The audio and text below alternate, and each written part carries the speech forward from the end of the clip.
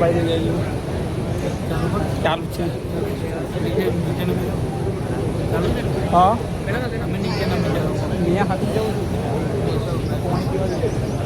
એટલે ભાઈ તને બંધ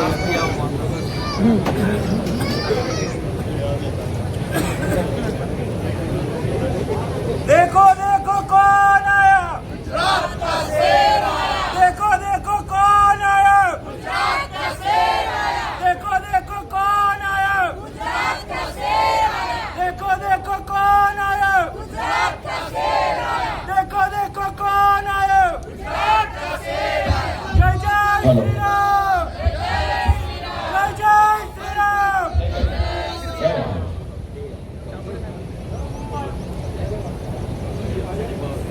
बोलो भारत माता की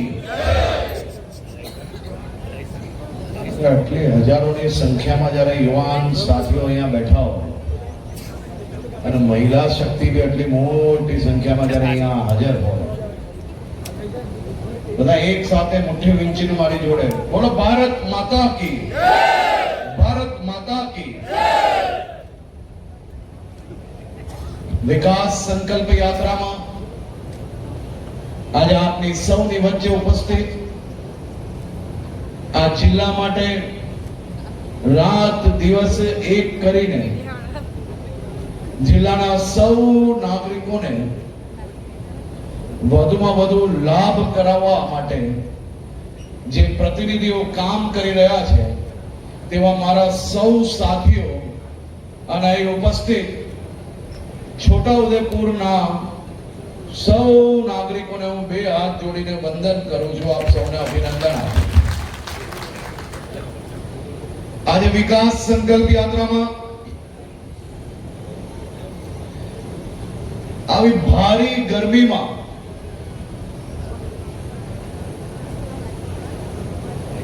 અહીં ઉપસ્થિત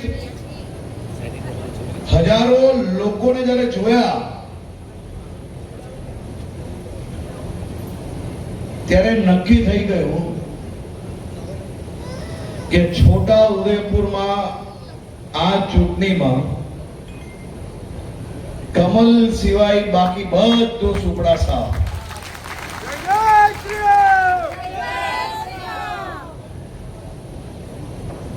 આવી ભારી ગરમીમાં કોઈ વ્યક્તિ હમણાં ઘરની બહાર પગ મૂકવાનો હોય તો 10 વાર વિચારે તેવામાં 3 કલાકથી તમે બધા જ આવીને બેઠા અને ભારત માતા કી જય અને ભારતીય જનતા પાર્ટી જિંદાબાદના નારા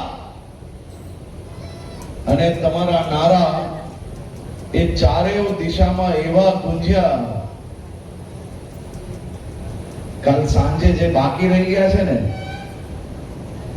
તેમાં કેટલાય હવે પ્રચાર માટે નથી નીકળવાના ભાગ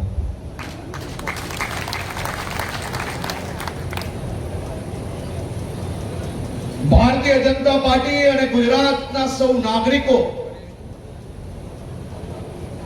એ દુનિયાનું સૌથી મોટું સહકુટુંબ છે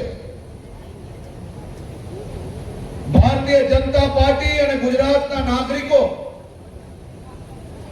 એ એક સિક્કાના બે પ્યાલું છે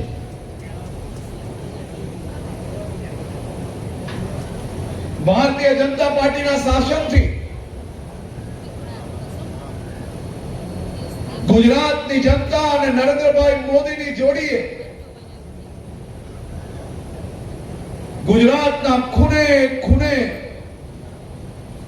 વિકાસની યાત્રા એવી ઝડપથી આગળ વધારી કે આપણું રાજ્ય દેશનું નંબર 1 રાજ્ય બની ગયું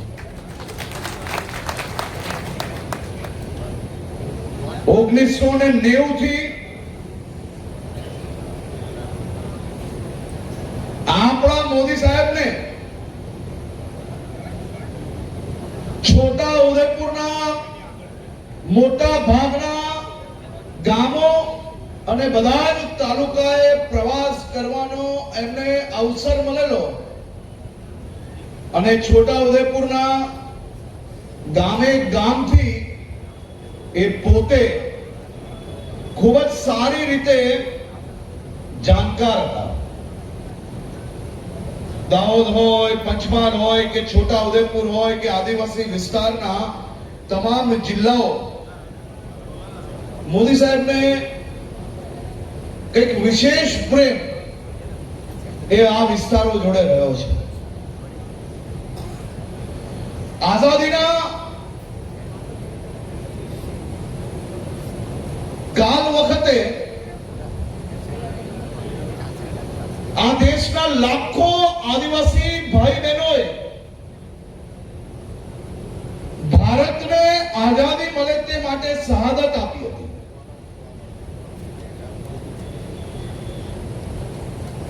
અને આ આઝાદીના લડવૈયાઓએ જે સપના જોયા હતા કે મારા દેશના માલે તુજાર પરિવારોની જેમ જ મારા દેશના આદિવાસી પરિવારોને આદિવાસી ગામડાઓમાં એ આદિવાસી ગરીબ પરિવારોના બી પાકા મકાનો હોય, તેમના ઘરમાં સાંજ પડે તો રોશની આવે, તેમના પરિવાર માટે ગેસની બોટલો ભવિષ્યમાં આવે, તેમની પરિવારમાં દીકરી હોય, બહેનો હોય, માતાઓ હોય, એને ખુલ્લામાં શૌચાલય ના જવું પડે, ગામની અંદર શાળાઓ હોય, બધા જ સમાજ, બધા જ પરિવારો સાથે મળીને ગામનો વિકાસ કરી શકે. આઝાદીમાં શહાદત આપનાર આ વીર શહીદોના સપના કોંગ્રેસે ચકનાચૂર કરી નાખી. આઝાદી તો મળી ગઈ, આઝાદી મળી અને દેશમાં અનેક વાર કોંગ્રેસનું શાસન આવ્યું, કોંગ્રેસના પ્રધાનમંત્રીઓ બન્યા. આપણા નરેન્દ્રભાઈ પ્રધાનમંત્રી બન્યા તેના પહેલા પ્રધાનમંત્રી આવાસનો ફૂટી કોડી બી કોઈને મળતી હતી ભાઈ? બધા જરાક હાથ ઉપર કરીને કે તો ખબર પડશે, આ કેમેરા વાળા ના ખબર પડે એમને. કોંગ્રેસના રાજમાં કોઈ બી આદિવાસી પરિવાર હોય કે ગરીબ પરિવાર હોય, ઝૂંપડામાંથી પાકું મકાન બનાવવા માટે ફૂટી કોડી બી આપતા હતા કોઈ દિવસ? ક્યારે બી આપતા હતા? તો આ વર્ષો સુધી તમારા હકના રૂપિયા કોને ખાધા? કોને ખાધા? એમને જવાબ આપવો પડશે. જેને જેને લાગે કે આપણા રૂપિયા ખાધા છે કોંગ્રેસે, એને જવાબ આપવો પડશે. હાથ ઊંચા કરે બધા.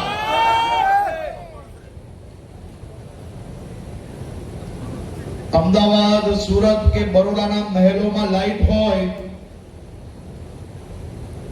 તો આપણા આદિવાસી પરિવાર નાના નાના ગામડાઓમાં પોતાના યુવાન દીકરા દીકરી જોડે રહેતા હોય, એના ઘરોમાં લાઈટો હોવી જોઈએ કે ના હોવી જોઈએ ભાઈ? આપણે એના હકદાર નતા? જો આપણે એના હકદાર હતા તો કોંગ્રેસ શાસનમાં આપણા ગામડાઓ સુધી વીજળી કેમ ના પહોંચી? એનો જવાબ આપવો પડે. આપવો પડે કે નહીં? મજબૂતાઈથી કે ઢીલે ઢાલો?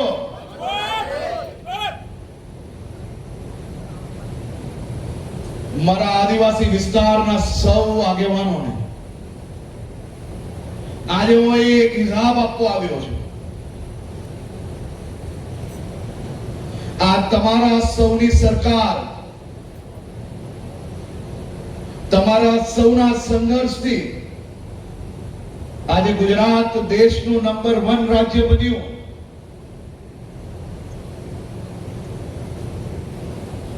રાજ્ય દેશનું નંબર 1 બન્યું.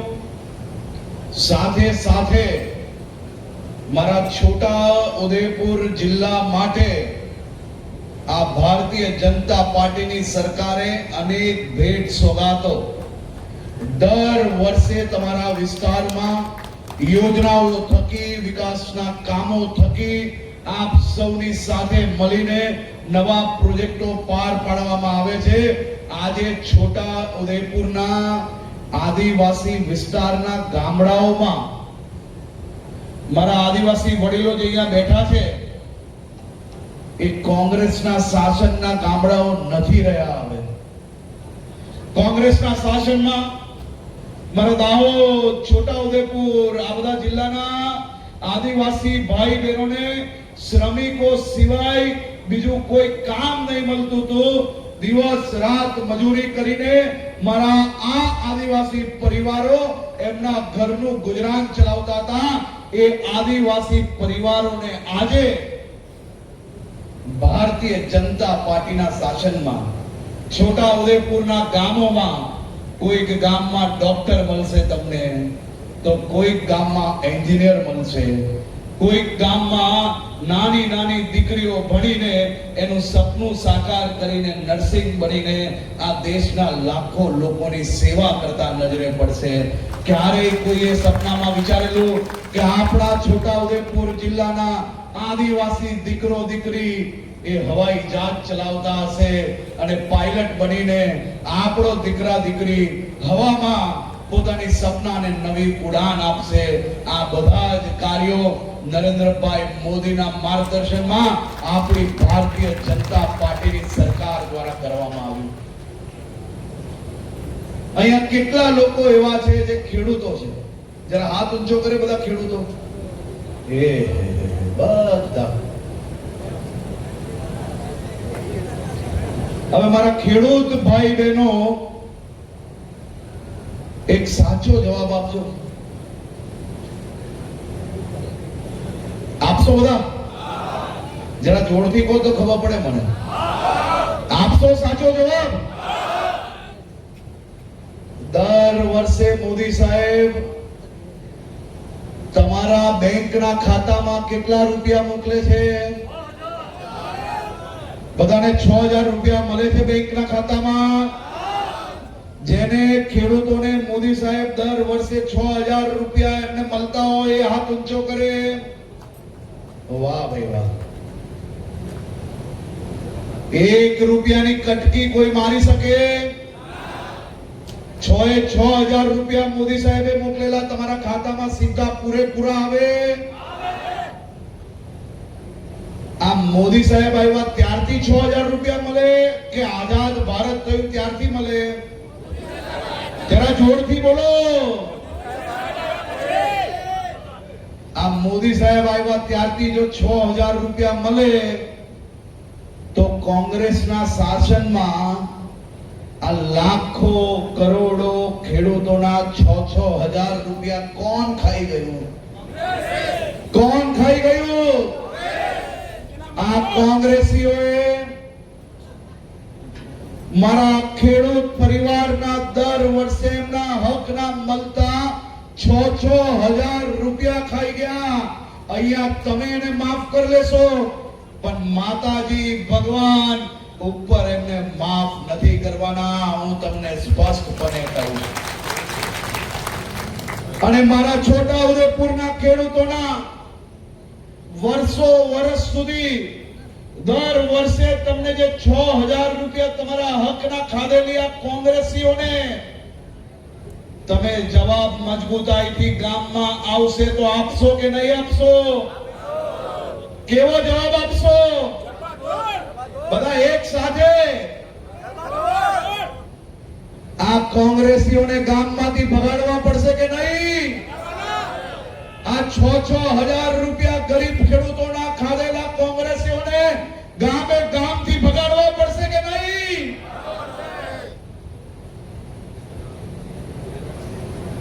આ મોટા મોટા મહેલો એમના બની જ જાય ને ભાઈ. વર્ષ સુધી શાસનમાં હતા ત્યાર તક ખેડૂતોનો હક છીન્યો, આદિવાસીઓનો હક છીન્યો, અનુસૂચિત જાતિના ભાઈ બહેનોનો હક છીન્યો.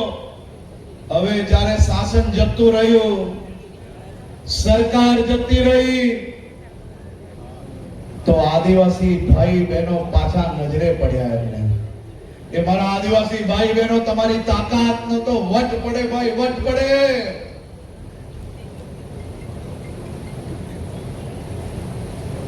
રાહુલ ગાંધી જેમ ગણપતભાઈ કહ્યું કે વિદેશની ધરતી પર જાય તો તમારું અનામત બંધ કરવાની વાત કરે, પાછું ભારતમાં આવે અને આપણી ગુજરાતની ચૂંટણી આવે એટલે યાદ આવે કે મારા આદિવાસી ભાઈ બહેનો ભૂક્કા નિકાલ લેશે એટલે પાછી હનુમાનના નામ તેમને યાદ આવે એવી કોંગ્રેસને સુપડા સાફ તમે ચૂંટણી ચાલુ થાય તેની પહેલા કરી નાખી.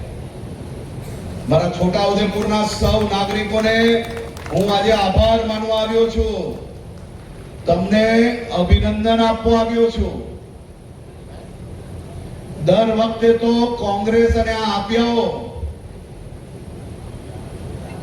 ચૂંટણીનું રિઝલ્ટ આવવાનું હોય ને એના આગળના દિવસે રોતડા રડવાનું ચાલુ કરે ને કયા રોતડા રડે? જોરથી કયા રોતડા રડે? આ વખતે ફોર્મ ભરવાના આગળના દિવસથી નવા રોતડા ચાલુ કર્યા છે. હવે ईवीएम बोलता है मैं थक गया तो पुलिस के नाम का रोना चालू किया. ફોર્મ ભરવાના આગળના દિવસે અને ફોર્મ ભરવાના દિવસે સાંજે ગુજરાતમાં 200 થી વધારે એવી જગ્યા હતી જ્યાં કોંગ્રેસીઓને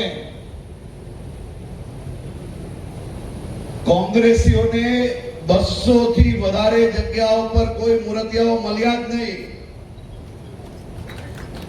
અને જ્યાં જ્યાં મળ્યા અને જે વિસ્તારમાં પ્રચાર કરવા જાય ત્યાં લોકો જે પ્રકારે ધોતા ગયા તો ફોર્મ ખેંચવાની કાલે છેલ્લી તારીખે છેલ્લા સમય પહેલા 750 જગ્યા એવી છે ગુજરાતમાં જ્યાં હાલતી ચાલતી ગમે તેને પકડતી આ બેવ પાર્ટીના એક બી મૂર્તિયાઓ ચૂંટણી લડવા માટે તૈયાર ના થયા એવી પરિસ્થિતિ કોંગ્રેસ અને આમ આદમી પાર્ટીની ગુજરાતમાં થઈ છે. અને આ પરિસ્થિતિ કોઈ કરી, આ પરિસ્થિતિ કોઈની તાકાત નથી કે કરી શકે. આ પરિસ્થિતિ ઊભી કરી હોય તો માત્ર ને માત્ર ગુજરાતના નાગરિકોએ કરી છે. કારણ કે આ બધી જ પાર્ટીઓ ગુજરાતની ચૂંટણી પતે, બીજા રાજ્યોની ચૂંટણીઓ આવે એટલે ગુજરાત અને ગુજરાતના નાગરિકોને બદનામ કરવા સિવાય બીજો કોઈ વિષય એ લોકો પાસે બચતો નથી.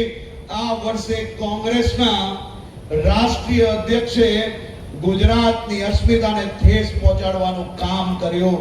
ગુજરાત આખું એક સાથે જાગે છે અને ચારેય દિશાએ જે વિરોધ થયો તો અંદાજો આવ્યો કે બીજા રાજ્યની ચૂંટણીમાં ફાયદો લેતા ગુજરાતની ચૂંટણીમાં આપણે કઈ બચેલા નહીં.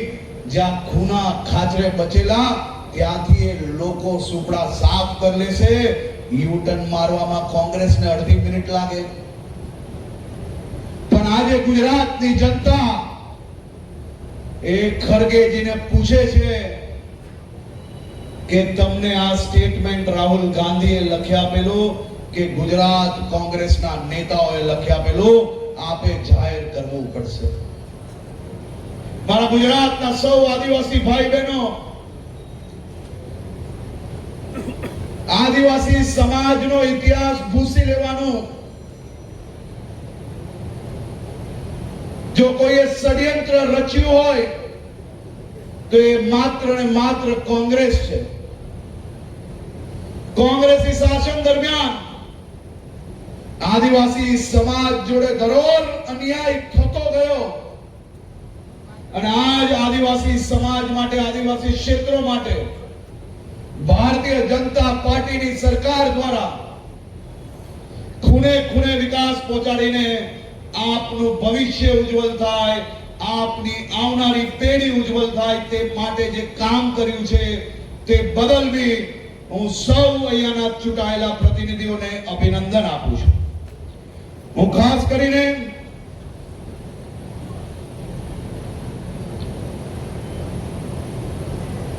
આજે ભારતીય જનતા પાર્ટીના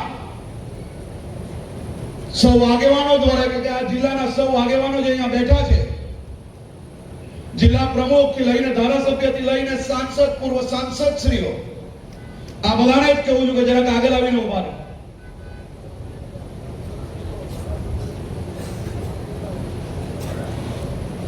તમને કોઈને અંદાજો નહીં હોય, આ ટીમ એક થઈને અમારા જિલ્લા પ્રમુખ જોડે ગાંધીનગર જ્યારે આવે તો આયા હું તો કુછ લેકે જાઉંગા, અને લેકે જાઉંગા તો કોના માટે?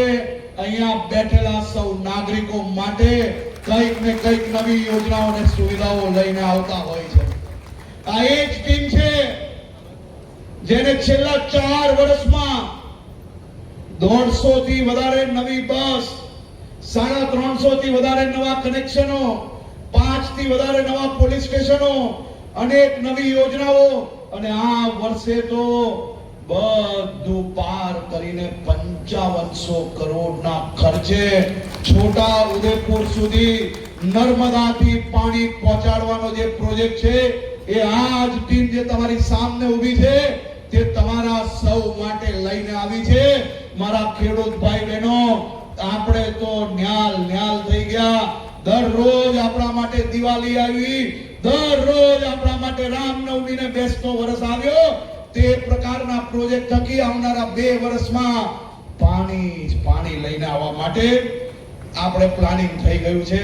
અને મારા સૌ આદિવાસી વિસ્તારના ભાઈ બહેનો, હું આજે આપને વિનંતી કરવા આવ્યો છું કે ઇતિહાસ એવો રચજો કે આદિવાસી સમાજને વોટ બેંક તરીકે નહીં, પણ આદિવાસી સમાજ એ મુખ્ય ધારા અને તેમને બધો જ હક છે તેવો મેસેજ ભૂતકાળમાં તમારા સૌ લોકો જોડે અન્યાય કરનાર લોકોને મળવો જોઈએ. આપણા ગુજરાતના નાગરિકોને બદનામ કરનાર લોકોનો કોઈ ગામની અંદર એક બી બૂથ એવું ના નીકળવું જોઈએ કે આ કોઈ બી લોકો પ્લસ થાય તો ભવિષ્યની અંદર ફરી આપણા જિલ્લાને કે આપણા રાજ્યને બદનામ કરવાની કોશિશ કરે. આપ સૌ વડીલોને, મારા યુવાન સાથીઓને 2 હાથ જોડીને અભિનંદન આપીને આપને આભાર માનું છું કે આપ સૌ લોકો હજારોની સંખ્યામાં આવી ભારી ગરમીમાં આપે આવીને ભારતીય જનતા પાર્ટીના સૌ ઉમેદવારોને, ભારતીય જનતા પાર્ટીને આપે આશીર્વાદ આપ્યા છે. આપ સૌ લોકોને 2 હાથ જોડીને વંદન કરીને ખૂબ ખૂબ અભિનંદન.